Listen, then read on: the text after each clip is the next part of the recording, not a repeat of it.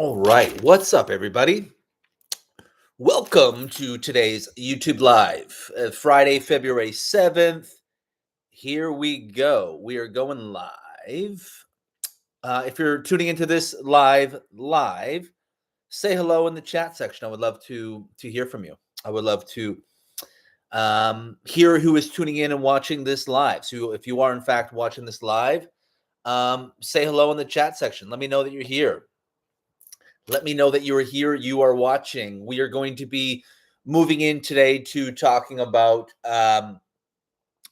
stepping into your spiritual powers, anchoring your spiritual powers, anchoring your spiritual gifts, um, what that looks like, how to hold this, divine embodiment, this spiritual power that you feel coming into your space. What does that look like? What are some things that are really, really important when stepping into your spiritual powers?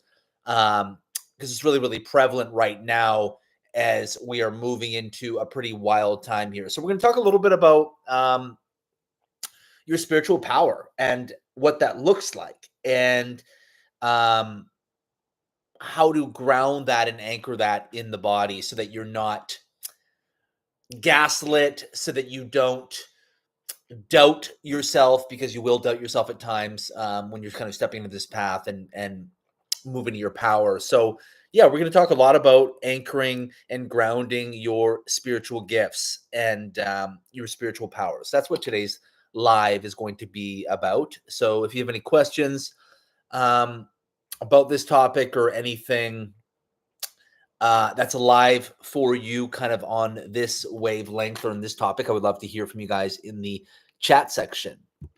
So let me know. Sorry, I'm just checking something here real quick. Just checking something real quick.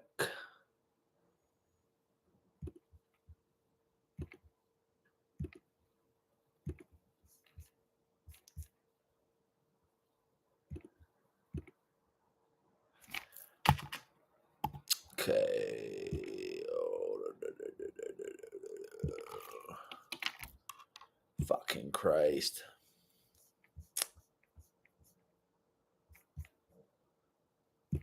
All right. So, okay, anchoring and grounding in your spiritual gifts. So, first off, you guys, as you guys may or may not have noticed, we are stepping into a revolution. We are moving into a spiritual revolution right now. And when I say revolution, I really feel like you are the revolution.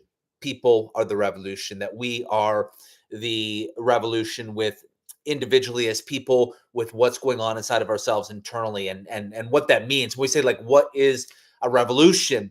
That you are the force of change, that you are the initiator, that you are the ripple, that you are moving into a space that has never existed before. So you are the revolution for your entire family line, for your entire family lineage, that you are moving into unprecedented territory for your entire family line.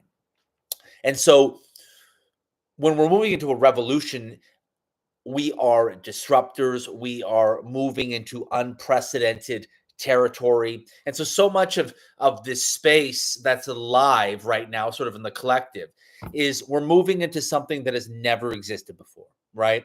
And when you move into something that has never existed before, you're going to battle a lot of things, like really not feeling heard, really, really not feeling seen, feeling misunderstood, not feeling understood. People are going to think you're fucking crazy. And we're going to doubt ourselves. We're going to be insecure. We're going to be unsure as we're sort of moving into this path and sort of this frequency. And so we're going to really doubt what's sort of alive, right? And so many more and more people are sort of going through this path and going through this frequency right now, where we're basically eradicating and shredding all these karmic codes, all these karmic entanglements, all these karmic contracts are basically being removed from the field. They're being dispelled from our body, being dispelled from the field.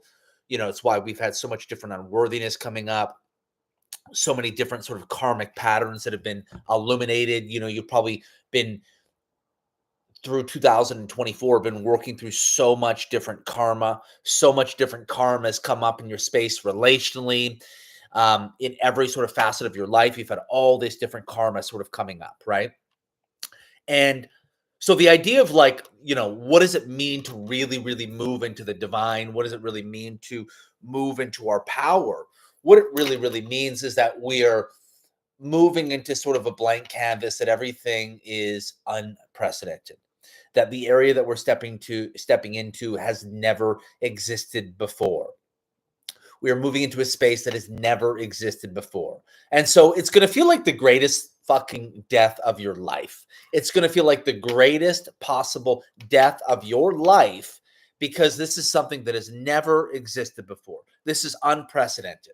But really, what you're doing is you're stepping into your true, innate, authentic expression, your authentic power, your authentic frequency. So when we think of like moving into your spiritual power and spiritual gifts, you're basically moving into your unbridled authenticity. You're moving into the most truth that you've ever experienced. So basically, as you move into your spiritual power, there is literally zero separation between you and source. It's like a pure spear-like energy where your relationship to source is so pure and true that it feels holy. It feels so pure and true that it feels holy. And so much of this unworthiness and all these sort of karmic contracts have come alive in your space because you're trying to untether and untangle all these karmic cords that haven't allowed you to be in your absolute divine power. All the ways that you haven't been able to be in your most authentic expression, the most abundant, the most vibrant version of your soul's expression. Everything that has not allowed you to sort of be in this frequency is being exposed. Everything that has not allowed you to be in your total power and the frequency of your soul is being exposed. All the masks, all the facades, all the identities that we cling on to are being illuminated. They're being revealed so that you can move into the highest possible timeline. You can move into the highest possible expression of your soul. That is what all of this is about. This is what we're all moving towards, right? And so it moves into this space where it feels unprecedented, but it also feels familiar at the same time, because the core of what you're stepping into is the most innate divine expression of who you are. And so there's this real sort of remembrance in what we're stepping into, this real remembrance of our true innate divine expression that we are stepping into, but it feels unprecedented. So it's almost like we're accessing and giving ourselves permission to move into the whole lot of who we are and who we've always been, but it's been buried.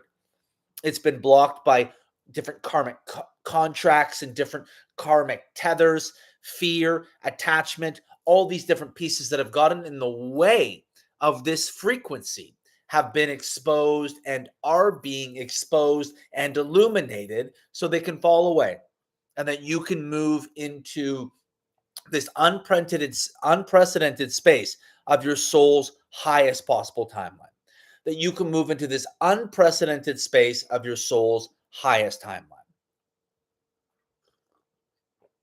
And when we move on this path, what happens so much when we're trying to move into our spiritual power is that it feels really compartmentalized at first. It feels like only a part of us knows, right? It feels like only a part of us is really sort of in this knowing and this power. We have this deep intuition that we doubt. We kind of get the hit of different things in our life, but we're like, like maybe that's not true. We have a lot of fear that's present. We have a lot of different attachment. We have so many different things that whenever sort of spirit or God might speak to us, that we doubt it. We're like, that can't be true. We're like, that can't be real, or that can't be source or spirit speaking to me. Like that just can't be the case. Like, we think about what might be possible for our life, the level of abundance, the level of vibrancy, the level of ecstasy that we maybe can see in our minds. And we're like, but it's not fucking possible. Like, that's just not possible. Right. So it kind of exists as some type of fantasy or fantastical sort of place that we're never going to get to. When the truth is that ecstasy that you imagine, or that vibrancy, or that joy, or that radiance that you see in your mind's eye, that is completely possible. That is your highest timeline being revealed. Even if you just think about yourself like the most free, uninhibited, unhinged, unleashed version of yourself. When you see that in your mind's eye, what do you see? That is your highest timeline. That is your higher self being revealed. Some people have a lot of fear, who have a lot of attachment, who have a lot of density they're holding in their body. When you ask them to envision their most free self or their higher self, they won't really even get anything in their mind. They'll be like, I can't fucking see anything. Like, nothing really comes. Maybe little fragments and little sort of slivers, because the amount of the higher self that's going to be revealed to us that we can see is going to be proportional to how much of it we're able to hold. Right. So when it comes to like really stepping into our spiritual gifts and powers, it really is about being able to hold the timeline of the higher self. It's about being able to hold the radiance and the frequency of your most liberated, free version of yourself. Simply put, your spiritual gifts is your capacity for authenticity, your capacity for authentic expression in the freedom and liberation of your soul, and the frequency and the vibration of your most authentic self. Like, when you move into your most authentic possible expression of your radiance and your truth as a frequency and a vibration, when you're in the most authentic expression of that, you are harnessing your spiritual gifts. Right. But again, we have things: fear, attachment, um, density, karma, emotions that haven't processed, trauma that hasn't been healed, trauma that hasn't been safe to access. We have all these different pieces that are standing in the way from rooting in that vibration. This is why what happens at first is, when spirit really tries to speak to us, we either don't listen, a part of us listens, or we don't trust it enough, right? So it's almost like the voices are sort of faint in our body, our cells, sort of our mind's eye, our imagination. It's really a faint, spirit speaking to us all the time, but we usually don't follow.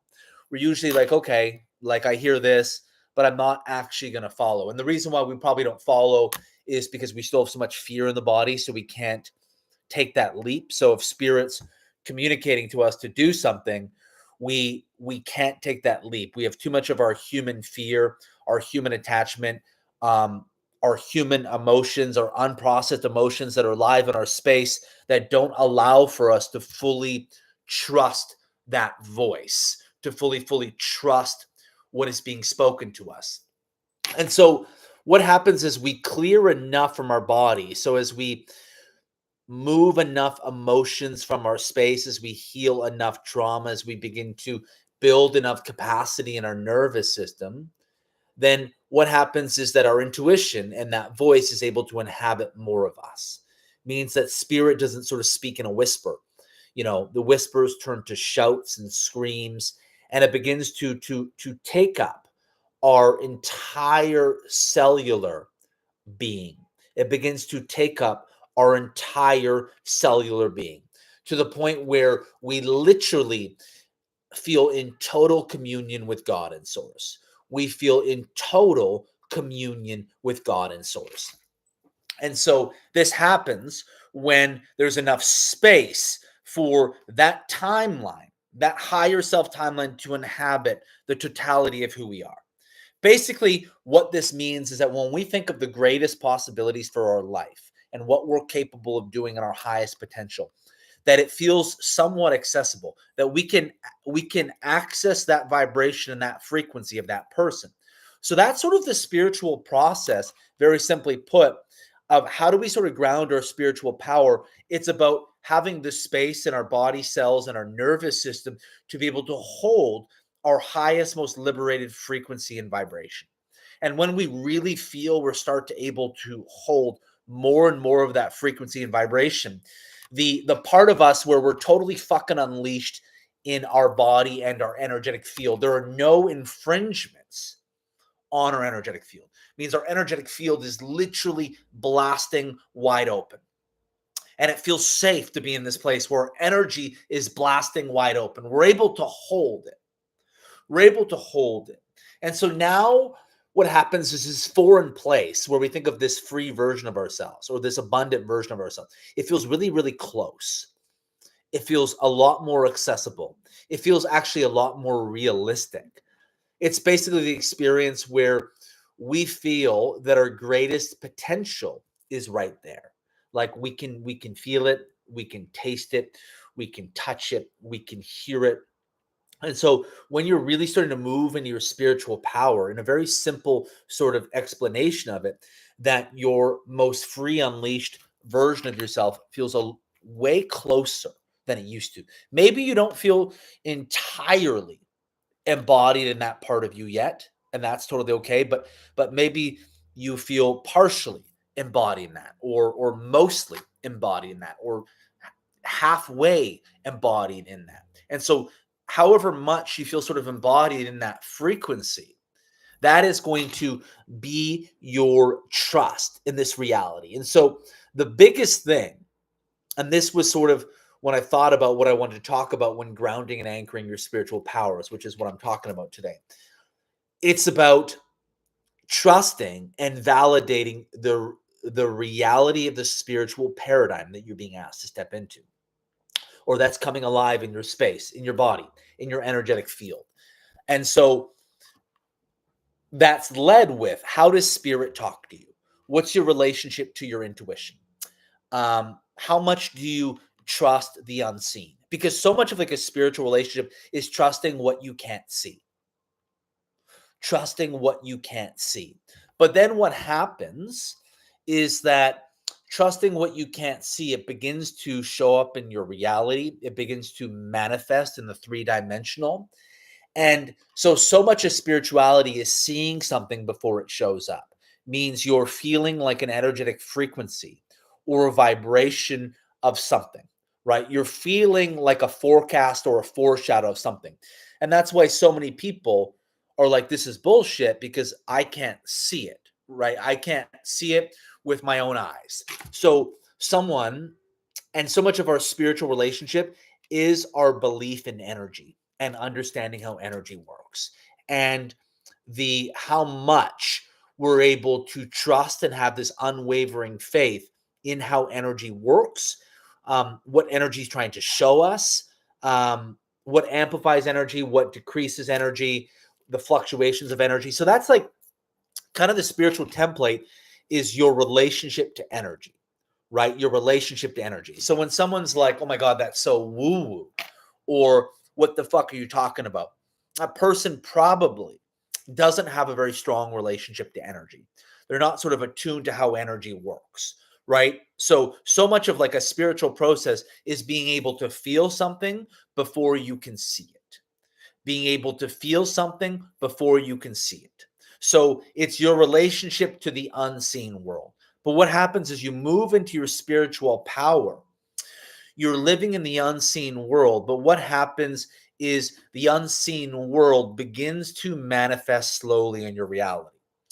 And as it manifests in your reality more and more, different frequency and vibration gets stronger and stronger, right? So think about when you're starting out, you might sort of see your higher self or the path that you're going down. It might be like a little glimmer.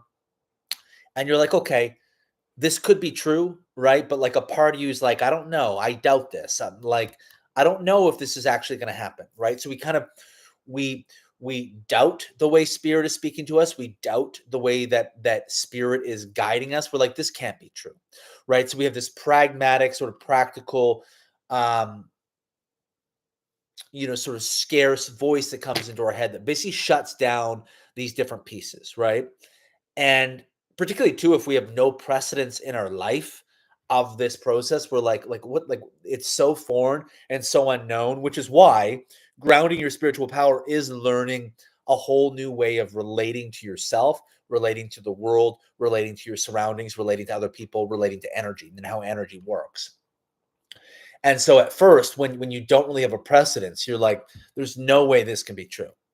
And so whenever people talk about this whole spiritual sort of shit, you're like, this is totally, I don't believe in any of this, right? Because we have no precedence for it. And so really what this spiritual process and being in your power, you're going to have to believe in things that you haven't been able to see yet. And the thing is, you do begin to see them, but they might look differently than you envision. But the frequency and the vibration is going to be of the same sort of cloth. The frequency and the vibration is going to be synonymous, but the actual execution of the vision might look differently, right? But it's more the core essence of what you're feeling and experiencing. The core essence is what starts to come alive. So when it comes to like spiritual manifestation, I believe that we can manifest real specific things, but I also think the vision is often going to be different than what we see, but the core essence of what we feel around that thing, the core essence, the vibration, the frequency that we feel in conjunction maybe with that image in our imagination, the core essence is going to be synonymous. The core essence is going to be similar. And so when that core essence begins to be magnified and come alive in our space, we're like, oh shit, this is what I've been feeling. This is sort of what I predicted happening at like a core essence energetic level. You know, for example, if you feel okay, I feel this year is going to be really about death and revolution. Means part of me is going to be dying and a part of me is going to be moving into a revolution. And then when you really begin to feel aspects of this death and aspects of this birth or revolution happening simultaneously, maybe in some way that you didn't foresee or imagine, but the essence of what you sort of forecasted is beginning to happen. Now you begin to trust more of your spiritual power. You're like, oh shit, I'm onto something. Like this isn't crazy. This is really, really real. And then when your body begins to move into a space where the core essence of what you feel happening more and more, it builds up more and more power and more steam, where all of a sudden how source moves through you, it starts to become fact, right? It's no longer this airy fairy sort of wishy-washy, one day, someday, oh, maybe this will happen. No, like you start to really, really feel exactly what's happening with the energy. And so you really begin to learn how energy works and you trust how energy works. And your body and your conscious mind begins to sync up and see this process and witness this process in such a way that you have seen and you have enough evidence. And so much of like stepping your spiritual power is about gathering evidence. So whenever someone doubts their spiritual gifts, feels they're spiritually powered but hasn't been able to step into it, wants to live a spiritual life but doesn't really know what it looks like, so much of stepping into your spiritual power and really anchoring that new like this paradigm of spiritual being in your space, so much of that is about having evidence. That you need evidence, you need some sort of evidence to come alive in your space. So you need to see the evidence of something. And so what happens is you begin to witness more and more how spirit is working for you, right? You begin to, maybe you have a situation that was undesirable that occurs, but you alchemize through that situation to move into your power and you go through a tough experience, but the lessons become so fucking ripe and available to you. And you're like, oh my God, I get it. And now what happens is you realize why you had to go through that exact experience and you see what the outcome of that situation brought you. And so you begin to connect the dots with it and it begins to have more context for you. And you actually have a sense of gratitude for what happened. And so you start to get this evidence, right? Where you're like, oh, okay, maybe you go through like a really bad contraction and a part of you, but maybe not the whole lot of you, believes the greatest fucking ascension of your life, the greatest fucking ascension of your life is coming through this contraction. Maybe you've been in this horrible contraction for 4 or 5 months and you're like on the other side of this contraction is going to be the greatest ascension of my life, this liberation. I feel that's what's happening. And then maybe you go through this contraction. At some points on the path, you doubt it. You don't believe it's true. You're like, fuck, like when is the other shoe going to drop? When are the fruits going to be bare? When am I going to see the benefits of this? And then something pops or something turns and you're like, oh shit.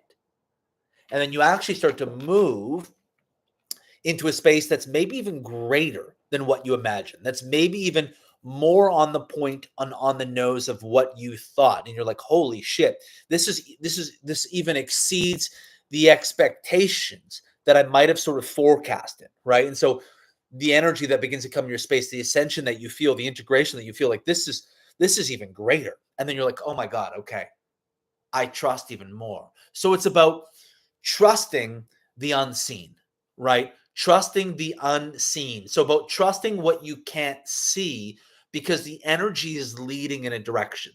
And you learn how energy works and alchemizes. You learn how it moves. You learn how it moves. And as it moves, your like level of consciousness is in that energetic space, right? So now what happens eventually gets to a point where the way energy moves just becomes your consciousness. It just becomes your three-dimensional human consciousness where you see how it works. You see the unfolding. I talked about this on my Instagram where you can be going through your triggers and your relationships and the challenges of just life here on earth, but you can witness and hold a higher vantage point. I like to think of it as like, you're like, if I were to work as the highest possible vibration of source or God in this situation, how would I operate? What is the highest truth for everyone involved? How can we be in a space where everyone wins here? How can we be in a space of where the greatest possible truth beyond our pain is able to come through, beyond our fears, beyond our sort of human attachment? How can the greatest fucking possible, spear and illumination of truth, how can that have space to come forward? And because our pain, our stories, our attachment, our fear comes into play. And so eventually what happens is we might feel the greatest possible truth, but we can't give that space. We can't allow it to come forward. We can't operate with that level of integrity because we have too much of our human shit that's in the way. Too much pride, too much ego, too much shadow, too much density, whatever it might be. We have too much that's in our space that doesn't allow us to maybe A, see the highest truth, or B, execute and take action upon the highest truth. Because when we can take action upon the highest truth, what that means is that our karmic cords and all the greatest karma of our ancestors has been dispelled and vacated from the body, so that we're in a space where we don't have these cords that we're holding on to. Means we're not hooking into anything and nothing is hooking into us. And so we need to go through this really, really big attachment rupture and move through the deepest possible fucking layers of our karma so we can be in this free, unhinged space where we're not hooking into people or things, and people or things are not hooking into us. And when we're not hooking or being hooked into, the highest vibration of truth, the highest expression of source now has space to live more loudly inside of us. We can hold that higher vantage point of truth and have a better shot at executing and taking action upon that higher truth. In a relationship, that might be, how do we move in a space here where everyone gets to win or everyone is heard? Or we move into a higher vibration of connection. Because the ultimate goal is to be connected, for everyone to be empowered, for everyone to be able to move into a space of healing. What is the best interest of everyone involved? What is the highest integrity of truth here that we need to give space? And so when you have moved so much of your ancestral karma, your trauma, your attachment wounding, your fear, when you've dispelled so much of this from your body, that becomes more accessible. not only do you see that truth so fucking clearly, but it feels accessible to bring into the space. And it feels accessible to live with this as your guiding principle in your body. And you see it all around the space, just in life. You see everything from a higher vantage point. But what happens, it's kind of like living like you're dying because you've confronted your own sort of death and mortality through your own process in the integration and healing karma and dispelling trauma and energetic blocks from your body, that you're so fucking freed up that you can live with the purity of like the resignation of your own sort of mortality. And you can, because if we think of the highest vibration of source, that really is living like we know there might not be a tomorrow. Like that is sort of what that is. That we're like what can I do today to move to my highest vision? How can I show up in these relationships to be a highest source of truth and radiance and love and connection? And you live with that sort of vantage point, and it's accessible in your space, and you can hold it. And so what it really does feel like is you're living with the resignation of your own mortality. And in that, there's this incredible birth that's able to happen, right? You're liberated and freed up for the awakening and for the birth that is constantly trying to come through in your space. Because we think about a spiritual path and a spiritual process is all about your capacity for alchemy, all about your capacity for transmutation. How do you take, it's not living a perfect life, it's making tons of mistakes, but being able to open your body, your ego, your shadow, your cells, your little boy, your little girl, to the alchemy of the integration of what we learn and how we grow from these experiences, so that we can be a more awakened, more conscious, more conscientious person as we move forward. And so the spiritual path is all about the body's rhythm for alchemy, how we open, because alchemy, and when our body sort of syncs up to a natural process of alchemy, growth is rapid. We ascend really, really quickly based directly upon our capacity for alchemy, our capacity for alchemy. And I think of like alchemy as we have to do a lot of nervous system work, and we have to do a lot of trauma healing and trauma integration work, and working with a lot of like our real human shit in a really fundamental way, so we can sort of prime the system in the body. I always talk about that creating a spiritual relationship to source and the divine in the body is really just about priming the body for that relationship, meaning opening up the body to a certain state and place where we're able to engage in that pathway, where we're able to engage in that give and receive relationship with source. And so it's about dealing with enough of our human shit that we can prime the body and the nervous system to sort of move into that rhythm of consciousness. And I think of it like really learning how energy works, right?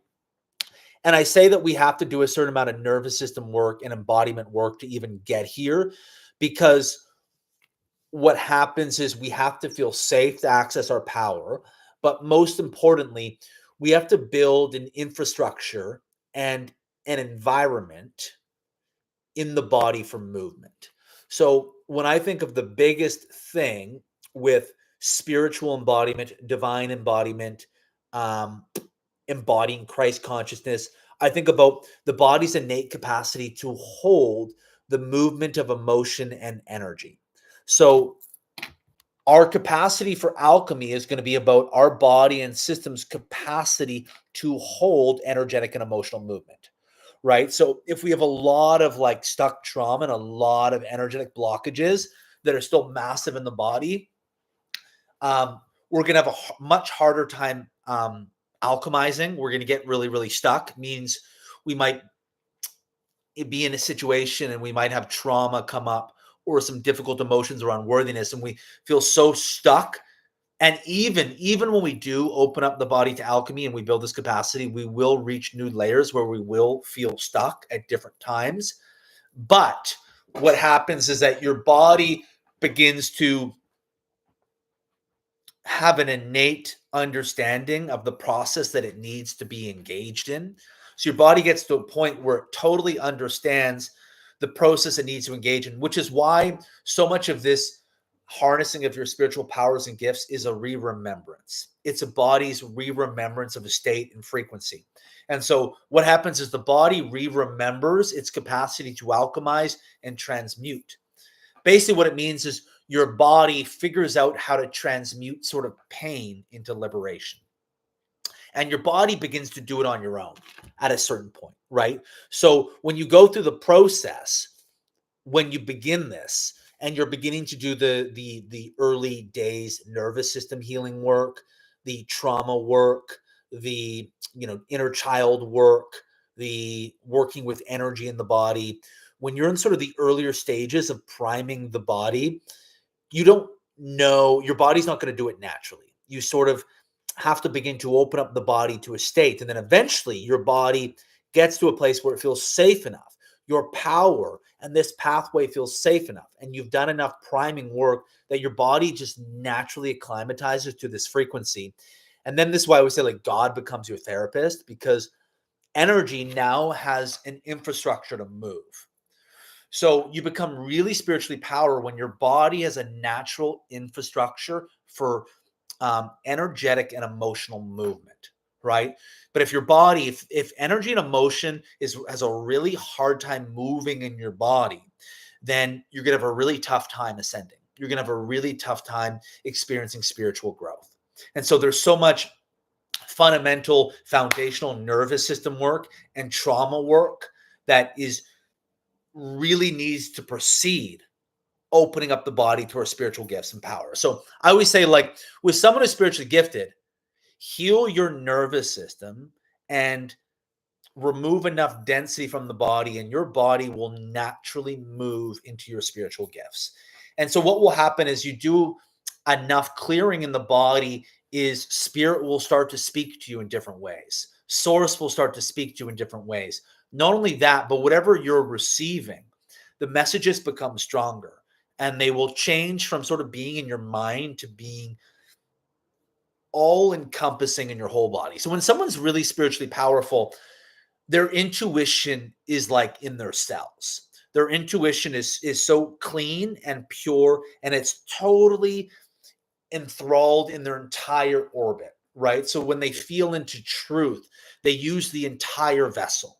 It's not like our intuition, some little voice up here. No, like our intuition is the body's innate wisdom and our energetic field and the way the body responds to emotion and energy and alchemy and the field and the unfolding and just how our body innately responds to everything. That becomes our intuition, right? And so when people that are really spiritually anchored, it means that the knowing inside of them is so cellular. It's so cellular. And this is why their spiritual foundation is really, really strong, because they've totally inhabited this paradigm. They've totally inhabited this paradigm. And so what they do is they trust energetically, they trust energy inherently, because they've seen so many times in their life of how energy works, of how energy alchemizes, of how emotion alchemizes, of how pain alchemizes into liberation, of how contraction alchemizes into expansion. We've seen it unfold, and we've witnessed it. We've witnessed it so many times that now we trust a process.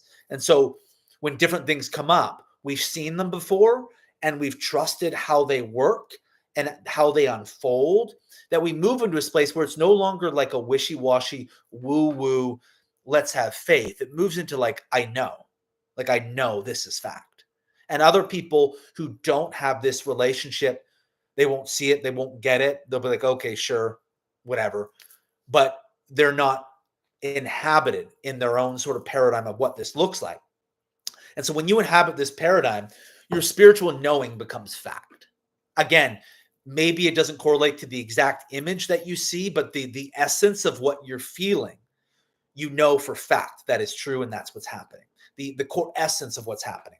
Because I think it's a lot more abstract than it is very literal. Like, I think the spiritual knowing is more energetic essence abstract. Sometimes it might have a specific image, but there's no way that like the exact image, it's always what we're handed by source is always going to be different in some sort of replication of the image, but the essence of what we feel in the knowing will be synonymous. And so when things come into your space, your reality around your trust and how energy works is so strong. It's so strong.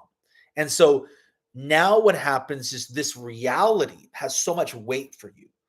It's not just like your spiritual, you don't need to like necessarily do spiritual things to be in a spiritual process, because the embodiment that you just operate every minute of every day is a spiritual practice. It's a spiritual process. Maybe you have different things you do to amplify, microdosing mushrooms or doing ayahuasca occasionally or some ceremony. Like those amplify a practice that already exists in you every single day. But the process is so strong, right? And that's why whatever you feel moves into fact. It moves into fact. Like this is not some wishy-washy thing. Like you just know. You just know. You know, because this reality is so strong, and it's a cellular response. It's not just some premonition from some voice in your head. It's literally in your cells, and your body's been aligned. And so eventually what happens is our body aligns to the rhythm of how source works in the universe. How source works in the universe begins to become replicated in our body through energetic sort of peaks and valleys, energetic alchemy, and sort of how energy travels in the body. And so our body becomes a replication of a greater constellation of how energy is working and unfolding. But right, we have to deal with enough human stuff to open ourselves to this sort of vibration. And this is why when some people maybe gaslight your reality, like you just don't stand for that, because you're like, this is like my three-dimensional reality. This is not some foreign place. This is like what I know to be true.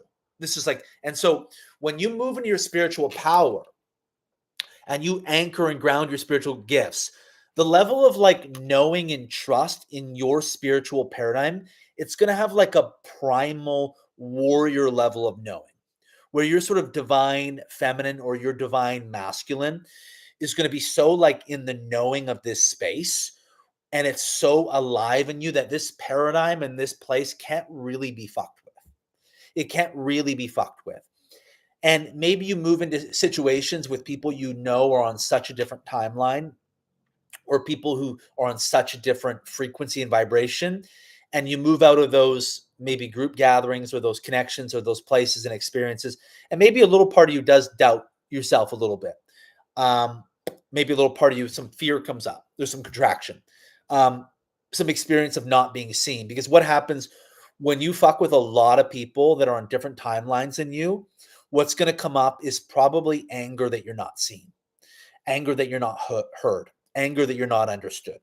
And so much of not being seen, as you want to be this divine, spiritually gifted person, and you want to be seen for that. You want to be seen in all your glory. You want to be seen in your divinity. You want to be seen in the truth of what your spirit and your soul has to fucking offer. You want to be seen and witnessed in that. And what happens when we're constantly fucking with people on different vibrations and different timelines? We never quite get that experience. And so when you start to find sort of soul community and soul tribes and people that are on the same frequency, not only does our reality get stronger, does our divine knowing become more alive inside of us, but we start to heal that wound of not being seen. And most importantly, and this is most important, is that you have to anchor in that experience of being seen inside of yourself, meaning you see everything that you're capable of. You see your highest timeline, your highest vibration, your spiritual gifts. You see what your body's tapped into, and that is so alive inside of you. And so when it's so alive inside of you, there's going to be a contrast when that's not witnessed. There's going to be a contrast when that's not seen. Alternatively, when it is seen, it's going to be so healing. You're going to be like, okay, you see in me what I see in me. That's what we want. We want other people to witness the great things that we see in ourselves, the great powers that we know ourselves to have and hold in our body. And so that's where your spiritual reality really picks up momentum. When you start to converse and gain in community and conversation with people who are experiencing the exact same things, who are experiencing, you're like, holy shit, you're on this stuff too? And now what happens is this paradigm of consciousness builds up weight and steam.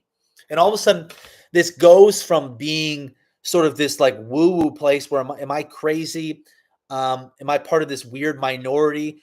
What's going on? To all of a sudden you're heard and seen, and you're like, okay, like this is just my reality in life and where I'm going and where I've always meant to go. And there are other people that are on this space. And when you communicate and engage in conversation with people that are on this space, it feels so easy. You're like, oh my God, like you're really healing the wound that things need to be so hard, that you have to work so hard, that you have to fight upstream, that you have to fight so hard for love, because you can witness people that can be on your timeline and your vibration, your frequency, and see the things that you see. And then it becomes so much easier. It's like an exhale. It's like, and so that's where abundance really, really comes, when we heal that wound that everything has to be so hard. Right. And what this will relate to career wise is being able to be in your genius zone, being able to like, what are my true gifts in my career or vocationally that I have to offer, that I can make money from, the like what are those real things that I have to offer? And when you're in total alignment of those, now you can create from like a new archetype of joy, of pleasure, of ecstasy. And you can make money from that, and you can heal that piece that everything has to be so hard. And so really what happens of really moving into your spiritual powers is you're healing the story that things need to be so hard, that things need to be so hard. You're actually opening up the body to a level of freedom, ease, and flow that it's never experienced before. And you're able to hold it in the body, and it's always manifested based off what you see in yourself, the amount of pleasure and radiance and joy that you can hold inside of yourself, the amount of freedom and unleashedness of your expression that you can hold inside of you, that you can hold inside of you. And then when that gets seen and witnessed by counterparts, the paradigm gets amplified. And so eventually what happens is this knowing just becomes your reality. It's so you understand this process. And what happens here is you grow at such a rapid pace. You outgrow people really, really quickly, unless someone is tapped into this alchemy with you, which if you are tapped into this alchemy, you are going to need a close primary circle and a partner who is also tapped into this process at some level. Maybe not the exact same way, but at some level, you're going to need someone who's able to grow at a similar rate. You need people that are able to grow at a similar rate. Because what happens in this space, when you can move the body into a natural rhythm of alchemy, you ascend and you grow and you integrate really, really fast. Means life comes at you and you open to life and allow yourself to be washed through life emotionally and energetically, and you continuously awaken and expand your consciousness. And you start to learn new things. And all what it really is that you continue to anchor and deepen your trust and your faith in what you know to be true inside of your body and space, what you know to be true inside of your reality. And so, again, so much of your spiritual power and spiritual gifts is going to be about your body's capacity to hold movement. How does your body hold energetic and emotional movement? Right? So we need to prime the nervous system, the tissue, the cellular body to be able to hold a lot of movement. Our capacity to be able to hold, witness, and experience movement in our body is our body's capacity for both alchemy and ascension. The rate in which you ascend is going to be the rate in which emotion and energy integrates and moves in your body. And so typically people that are really sort of grounded in a strong spiritual foundation, their body and vessel is a natural breeding ground for energetic and emotional movement. Things are constantly moving, shifting, orchestrating, alchemizing, changing. And so consciousness keeps expanding. We keep integrating new layers and new depths, all on our own sort of frequency and vibration. We don't force it. It just happens on its own. This is why sometimes when people's bodies aren't naturally tapped into this rhythm, we force spirituality through identities of the ego and the matrix that, oh, I have to do this spiritual practice. I have to do this. It's really important that we learn actually to not identify with those things, and they can become additive and amplifications but they don't become mandatory because our body is naturally in a rhythm. That's why, like, I think of most spiritual practices, it's like adorning yourself in jewelry, right? They're like accessories. They're nice to have, some things you can do, but they're not mandatory. And so often when people get so predicated off of practice or ceremony, it's oftentimes because their body's not actually in its innate divine rhythm. Because when your body's in an innate divine rhythm, spirituality is just in your cells. And spirituality is authenticity and your capacity for alchemy and constantly integrating and opening up the body to new levels of consciousness, new levels of awakened consciousness at a cellular level. And what that means is that your soul, the most free expression of your authentic soul being, energetically, frequency, vibration wise, is free to roam and be heard and radiate in your field and in your body and vessel. And so that's what it really, really means to be in your spiritual power, to have a strong spiritual foundation. Your body's naturally attuned to this rhythm, which is a replication of a greater constellation of the solar system. And it's happening in your body. And so you don't have to seek it out as much. It comes to your door. I always say you don't wake up and find God. You wake up and God comes to your door every day. It's like God's delivering the newspaper. It's like God's the paper boy. You get up, open the door, and like there's a new integration that God has delivered to you. You don't have to go seek it out. Maybe you choose to every now and then because you're like, this is ceremonial and I'm going to adorn myself with jewelry and do ayahuasca or do mushrooms, or maybe it amplifies, maybe it makes stronger this process you're already experiencing, but your body's naturally in this rhythm. And so if we are a spiritually gifted or spiritually powerful person, it's all about priming the body and vessel for that relationship and validating and doubling down on your reality, right? Because when it starts out, we doubt ourselves. We doubt this frequency. We're like, like maybe this isn't actually true. Some part of us is like, I don't know. But your spiritual power is going to be, no, there's no other way. Like it literally gets to that point where you're like, this is fact. And you genuinely feel that in your body. And so that's where like the visceral, primal, divine feminine, divine masculine, like this warrior archetype merges with your spiritual relationship, because this paradigm that you feel is so alive and strong that it's fact. And that might be triggering to some people or polarizing. They're like, because they think it's all spiritual ego, but it comes from a place of this relationship that you've harnessed and you've witnessed time and time again. And you trust the unseen because energy always forecasts the unseen world. Energetic alchemy and shifts, energy always forecasts the unseen world. And so your spiritual relationship is your relationship to what you can't see. But when we have a strong spiritual foundation, we can so viscerally feel what we can't yet see. And we know where the energy is moving and where the energy is going. And so we know what's coming, right? And what the physical manifestation or the 3D manifestation of that probably going to be different than what the energy is saying in some way. But the energy is forecasting something. And we trust that without fail, of where the energy is guiding and leading and what the energy is sort of predicting, what the energy is forecasting. And so that's what spirituality is. You're forecasting the unseen world. You're forecasting the unseen world, but what you're going off of is energy. And so people with really, really strong spiritual gifts are going to have such a fierce, abundant relationship to energy that an energy speaks to them so loudly and so potently and so purely in their body that they can go off of that to forecast an unseen world, like without doubt, because they have enough evidence of the unfolding with them and just around them and how things work. They've seen how things play out enough and felt how things play out enough that they can trust this undoubtedly, right? Which does trigger a lot of people, and a lot of people who don't have this relationship like think it's crazy and think it's woo woo, when for these people it's reality. It's just what they know, like their hand, that they have 5 fingers. It's just what they know because they have such a strong relationship to energy.